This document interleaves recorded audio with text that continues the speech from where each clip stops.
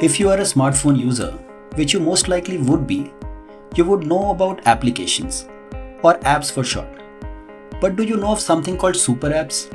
The term super app is fast gaining currency in India, with some of the big corporate groups like Tata and Reliance and utility startups like Paytm joining the bandwagon by announcing super apps of their own. Let's understand what these super apps are, how they are different from other apps, why Indian companies are bullish on them, and let's also assess if there are any concerns related to super apps. A super app is essentially a single portal to a wide range of products and services, something more suitable for a company with a diverse business portfolio. Take for example Reliance Industries, the Mukesh Ambani-led conglomerate with interests across a range of digital products and services like e-commerce, entertainment, retail, payments, cloud services, ticket bookings, etc.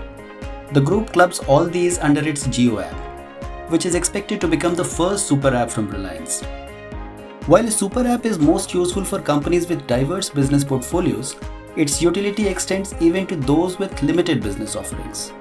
For example, telecom operator Bharti Airtel's smartphone app Airtel Thanks is primarily a user account management app, integrated with its core services like payments, banking, and entertainment.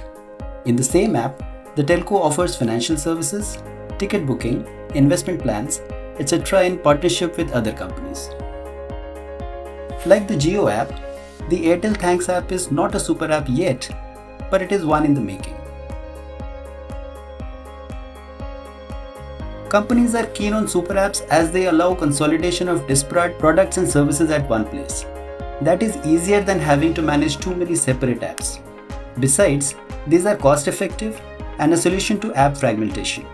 Through super apps, companies could exercise upselling techniques in the digital space by utilizing consumer insights gathered collectively rather than in silos.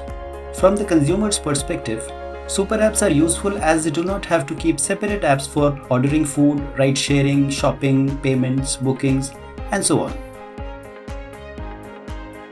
They might not be demanding super apps yet, but consumers would definitely appreciate that convenience and simplicity.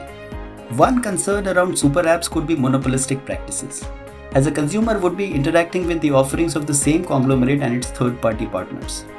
Another could be privacy risks, where a super app has integrated third-party service providers. Data collection and its usage to accurately predict consumer behavior may be yet another, as a super app will have access to a wide range of consumer insights all at the same place.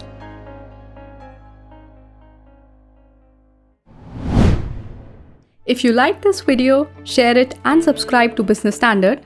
For more news, views and insights, log on to www.business-standard.com. Do also follow us on YouTube, Twitter, Facebook, Instagram, Telegram and LinkedIn.